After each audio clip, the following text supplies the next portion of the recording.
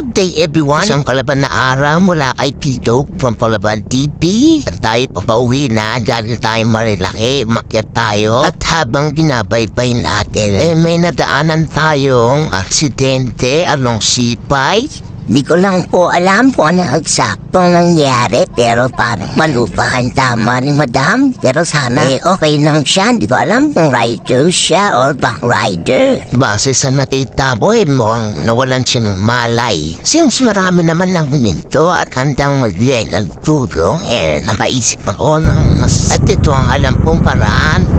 Sir, alam niyo po yung tapat ng Corinthians bago mag-flyover. Pag dito galing Pali Base, may na-aksidente kasi doon eh. Bago umakit ang flyover. Apo, wala po kasi nag-assist. Kumari na para natong mas mapabilis mga enforcer. Shoutout sa iyo, sir.